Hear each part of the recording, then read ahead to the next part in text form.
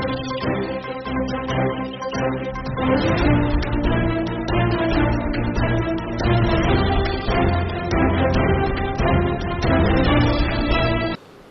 आवाज़ खास मुलाकात में आज मुलाकात कर रहे हैं रक्षा भंडारी, जो भारतीय महिला मोर्चा राजस्थान से प्रदेश अध्यक्ष है। रक्षा जी, आपका स्वागत है आपकी आवाज़ में। जी जी जी, धन्यवाद। जी मैम, महिला मोर्चा आप प्रदेश अध्यक्ष हैं, तो आप किस तरह से अभी नारी शक्ति वंदन बिल जो पास हुआ है उस पर आपका क्या कहना है और क्या रखना चाहेंगे आप अपने पास? देखिए, मैं तो यही कहूँगी कि पिछले 70 वर्षों से जो ये लंबित बिल था ये पारित हुआ है। प्रधानमंत्री नरेंद्र मोदी जी का ये विश्वास है और उन्हीं का ये पराक्रम है कि उन्होंने ये बिल पास करवाया है। इतनी इच्छा शक्ति उन्होंने महिलाओं को स्वावलंबी बनाने के लिए और महिलाओं की राजनीतिक भूमिका को बढ़ाने के लिए जो इच्छा शक्ति उन्होंने दिखाई और ये बिल पास करवाया, इसमें निश्चित रूप से न सिर्फ राजस्थान की वरन पूरे भारत की महिलाओं में एक बहुत ही उत्साह का माहौल है और निश्चित रूप से इससे महिलाओं की राजनीतिक भूमिका बढ़ेगी। किस तरह से आप देख रहे हैं राजस्थान में महिलाएं कितनी तैयार है 2029 के इलेक्शन के लिए? और अभी बात करते हैं 2023 की। क्या 2023 में आपके पास ऐसी 50 या 60 महिलाएं आपके पास तैयार है पुरुषों के बराबर? देखिए, मैं तो सदैव ये कहूँगी कि महिलाएं पुरुषों की तरह तैयार बराबर ही नहीं बल्कि उनसे अधिक तैयार हैं। और महिलाएं चूंकि अगर परिवार को बहुत अच्छे ढंग से संभाल सकती है, womens are the best administrator, तो अगर वो अपने परिवार को इतने अच्छे ढंग से संभाल सकती हैं और आज देखा जाए तो समाज के हर क्षेत्र में महिलाओं की भूमिका बहुत बढ़ गई है, तो निश्चित रूप से राजनीतिक रूप से भी वे बहुत अच्छे ढंग से अपनी भूमिका को निभाने के लिए तैयार है, पूरी तरह तैयार है। जहाँ तरह रही 2023 के चुनावों की बात, तो निश्चित रूप से ये हमारे आला कमान का, हमारे पार्टी के शीर्ष नेतृत्वों का, सभी का निर्णय रहेगा। लेकिन जो भी उनका आदेश होगा, महिलाएं पूरी तरह से इस चुनाव में अपनी भागीदारी निभाने के लिए तैयार है। क्या आप अपनी भागीदारी के लिए कितना आवेदन करेंगे आप? क्योंकि बिना मांगे तो कहते हैं कि माँ भी दूध नहीं पिलाती है, तो पार्टी में आप अपना हक तो रखेंगे। क्या उस हक के लिए आप कितनी सीटें आप महिला मोर्चा के अध्यक्ष होने के नाते क्या मांग रखेंगे? नंबर बताइए मैम, नंबर गोल मोल मत कीजिए। देखिए, नंबर बताने का मैं ये कहूँगी कि सामर्थ्य मुझ में नहीं है, क्योंकि पूरी सभी 200 विधानसभाओं से बहुत सारे बायोडेटास हमारे पास प्रतिदिन आ रहे हैं, हर दिन आ रहे हैं और हम उनको आगे भेज रहे हैं।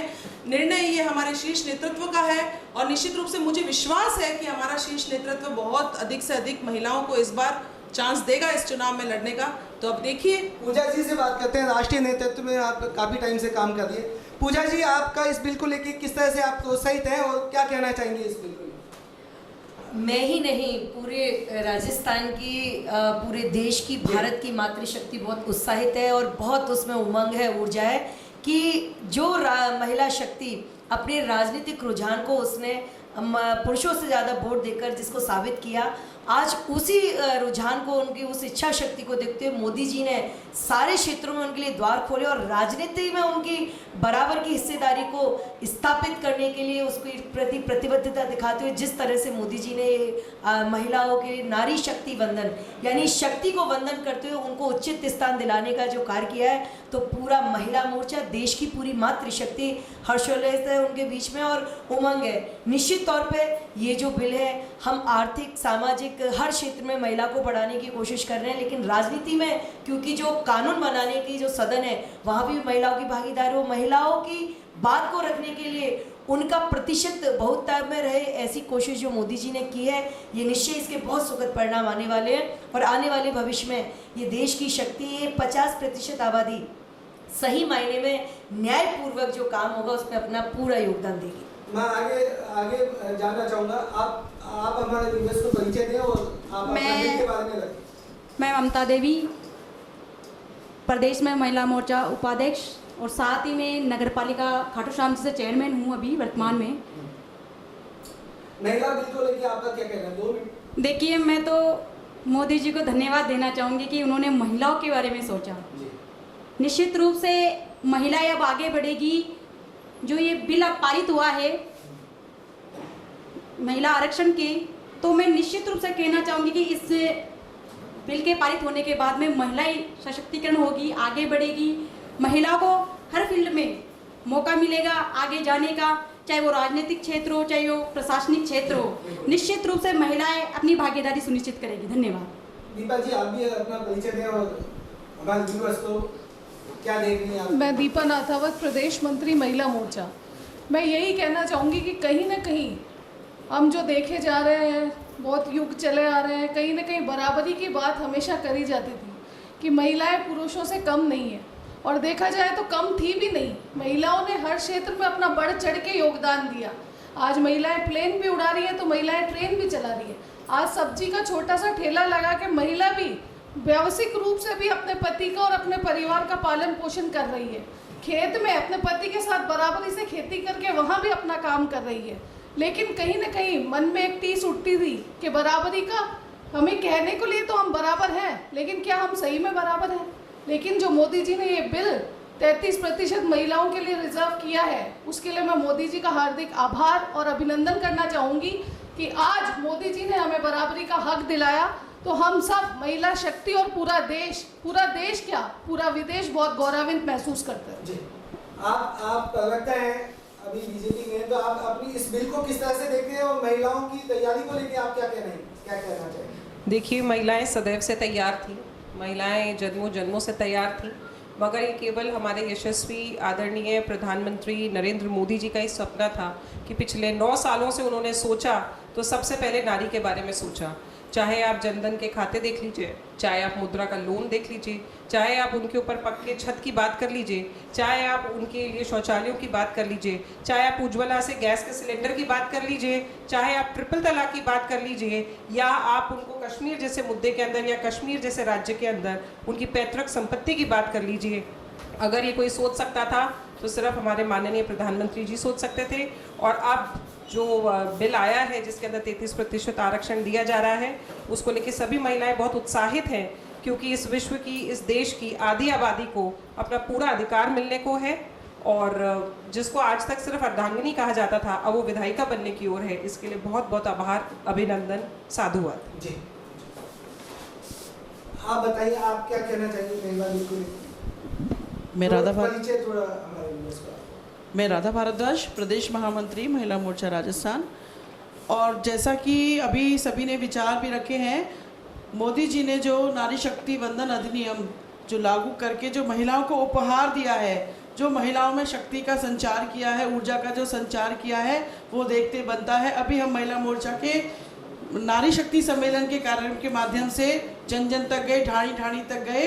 वहाँ महिलाओं में इतना भारी उत्साह है, मोदी जी को जो धन्यवाद वो उस मंच के माध्यम से कर रही हैं, वो मोदी जी तक निश्चित रूप से पहुंचा है। और आज भी इस माध्यम से हम उनको धन्यवाद देना चाहते हैं कि उन्होंने नारी को जो शक्ति प्रदान की है। उस बिल का नाम भी उन्होंने नारी शक्ति वंदन अधिनियम रखा है, और राजनीतिक क्षेत्र में महिलाओं को मजबूत बनाने का काम किया है। और महिलाएं राजनीतिक क्षेत्र में बहुत जोरदार भूमिका निभाने वाली हैं। चुनाव लड़ना ही नहीं, चुनाव लड़वाने में शुरू से करती थी और आज भी दुगने उत्साह से वो काम करने वाली हैं। बहुत बहुत धन्यवाद। आपका क्या कहना है इस बिल के बारे में? जी, मैं डॉक्टर शानू यादव, भाजपा महिला मोर्चा में प्रदेश प्रवक्ता अलवर से। नारी शक्ति वंदन अधिनियम देश की आज़ादी के 75 सालों बाद देश की आधी आबादी को जो ये अधिकार दिया है माननीय नरेंद्र मोदी जी ने, उसके लिए बहुत बहुत धन्यवाद करती हूँ। इस अधिनियम के आने से देश की जो आधी आबादी है, महिलाएं हैं, देश की नीति निर्माण में, देश के संचालन में अपना योगदान दे पाएंगी। आज हम देख सकते हैं कि एक माननीय नरेंद्र मोदी जी हैं जिन्होंने महिलाओं के जन्म से लेकर आगे पढ़ाई तक, शादी तक, उसके बाद के भी जीवन में अच्छा वो आगे अपना जीवन बिता सके, अपने देश के लिए अपना सहयोग दे सके। इसमें किसी ने सोचा है तो सिर्फ नरेंद्र मोदी जी ने ही सोचा है, और इस बिल को लाकर उन्होंने बात साबित की है कि जो कोई नहीं कर पाया उन्होंने करके दिखाया है। तो उसके लिए बहुत धन्यवाद देते हैं, साधुवाद करते हैं। जी, वापस रक्षा जी आप पे आते हैं कि महिला मोर्चा आप अध्यक्ष हैं कि राजस्थान में जो महिलाओं पे अत्याचार हुए हैं उस पे कांग्रेस सरकार के शासन में, उसको लेके आपका क्या कहना है? मैं तो यही कहूँगी कि पिछले ये जो 4.25 साल से राजस्थान की जो दुर्दशा हो रखी है, जो महिला अपराध निरंतर प्रतिदिन हर जगह देश के हर कोने में, राज्य के हर कोने में हो रहा है, उसको देखकर मैं यही कहूँगी कि ये सरकार को उखाड़ फेंकने का संकल्प अब महिला शक्ति ने ले लिया है। महिला सुरक्षा के नाम पे, महिलाओं की इज्जत का ध्यान रखने के नाम पर प्रशासन और राज्य पूरी तरह से निष्क्रिय साबित हुए हैं।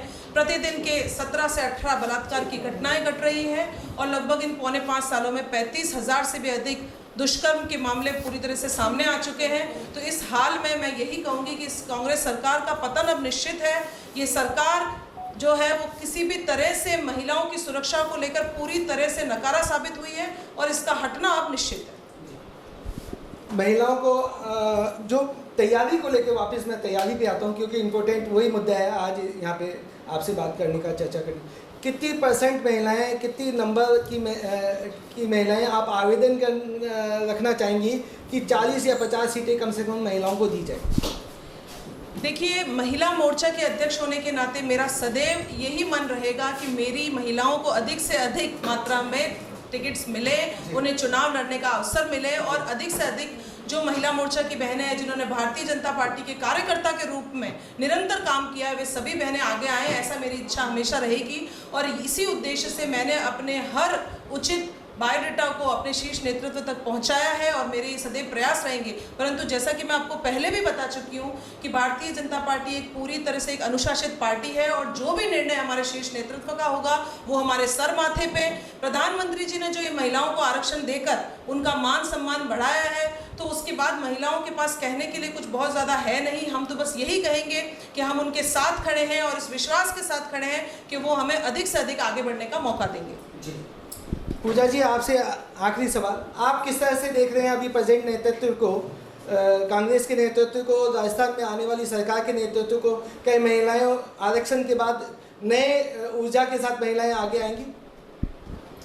देखिए, एक बहुत सक्षम नेतृत्व भारत को मिला है देश के यशस्वी प्रधानमंत्री नरेंद्र मोदी जी के रूप में, और वो नेतृत्व जिसने विश्व पर भारत की धाक जमाई है, माँ भारती के वैभव को, यश को, मान सम्मान को बढ़ाया है। और मैं राजस्थान के नेतृत्व का तो क्या कहूँ, एक नेतृत्व जो केंद्र का लगातार मातृशक्ति के सम्मान की, मान की, रक्षा सुरक्षा की पूरी कोशिश, उनको हर क्षेत्र में भागीदारी की पूरी संपूर्ण कोशिश ही नहीं, वो पूरे अवसर दिए हैं, द्वार खोल दिए हैं। और एक राजस्थान का नेतृत्व जो लगातार 3 साल से महिला बलात्कार में, अत्याचार में नंबर 1 चल रहा है। ये वो नेतृत्व है जहाँ 6 महीने की बेटी सुरक्षित नहीं है। ये वो नेतृत्व है जो अपने युवा सपनों को लेती हुई जो कुछ भविष्य में करने की सोचकर लड़की जाती है और उसको ना केवल गैंग रेप का सामना कर पड़ता है, उसको तेजाब से जलाकर कुएं में फेंक देना, भट्टी में जला देना, चाहे कोई अपने पति के साथ निकले, भाई के साथ निकले, चाहे वो थाने हो, वो एम्बुलेंस हो, वो अस्पताल हो, कोई भी ऐसी जगह बाकी नहीं है जो सुरक्षित बची हो महिलाओं के लिए, चाहे वो 60 साल की बुजुर्ग महिला हो, गूंगी बहरी बच्ची हो।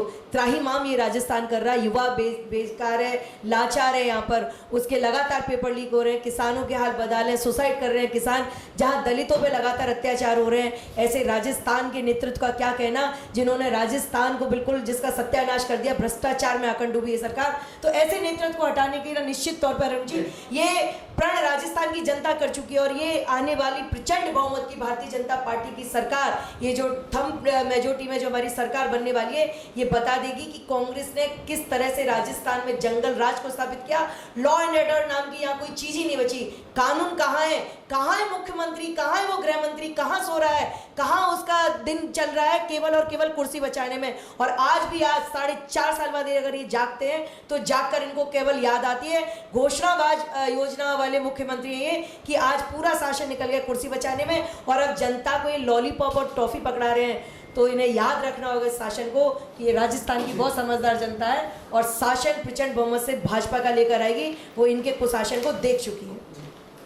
200 सीटों पे भाजपा लड़ रही है तो सुनिश्चित है, तो 200 सीटों पे महिलाओं की क्या तैयारी है? क्या महिलाएं उस इलेक्शन में सहभागी होके अपने भाइयों के साथ, अपने साथियों के साथ कंधे से कंधा मिलाकर इलेक्शन में मैं उम्मीदवार को सहयोग करेंगी? किस तरह से आपने कोई तैयारी की है ऐसी कि महिला मोर्चा अग्रिम आके उस इलेक्शन को मैनेजमेंट के रूप में आप देखें कि कहीं ना कहीं हर विधायक के, हर प्रत्याशी के साथ आपका सहयोग देखिए, हमारा एक अभियान पिछले 3 महीने से हमने चालू किया है और वो बहुत ज़ोरों शोरों से चल रहा है। वो है महिला प्रवासी अभियान, जिसके तहत हमने प्रत्येक शक्ति केंद्र पर, देश में लगभग राज्य में लगभग 8000 के करीब शक्ति केंद्र है, तो उस पर प्रत्येक शक्ति केंद्र पे हमने टीम 11 बनाने का निश्चय लिया है और उस टीम 11 के बनने का काम हमारा लगभग 40% तक पूरा भी हो चुका है।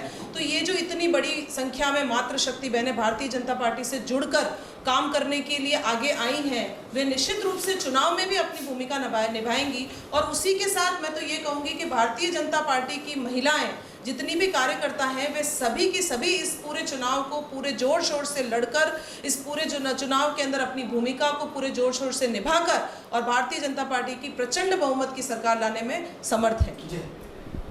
लक्षा जी, आपका बहुत बहुत धन्यवाद। आगे भी हम आपसे चर्चा जारी रहेंगे क्योंकि इलेक्शन अभी चल ही रहे हैं, तो आगे भी मैं चाहूँगा कि महिलाएं बहनों के साथ हम इस संदर्भ में चर्चा करते रहेंगे। धन्यवाद। धन्यवाद अरुण जी, और मैं आपके चैनल के माध्यम से आप सभी पत्रकार भाइयों का और विशेषकर आपका धन्यवाद ज्ञापित करती हूं, क्योंकि जिस तरह की ऊंचाई और जिस तरह की उड़ान हम महिलाएं आज भारतीय जनता पार्टी के नेतृत्व में उड़ने जा रही हैं, उसको लेकर हमारे मन में जो उत्साह और विचार है वो निश्चित रूप से आपके माध्यम से हम आम जनता तक पहुँचा पाते हैं और इसी के कारण हमसे अधिक मात्रा में महिलाएं और बहनें जुड़ भी रही है। तो ये जो नया एक रुझान महिलाओं में आया है, उसको आम जनता तक लाने का कार्य आप मीडिया के थ्रू होता है, तो मैं आप सभी भाइयों का बहुत बहुत धन्यवाद ज्ञापित करूंगी। अरुण जी, आपका भी बहुत धन्यवाद और आप निश्चित रूप से हमसे जुड़े हुए रहें। धन्यवाद।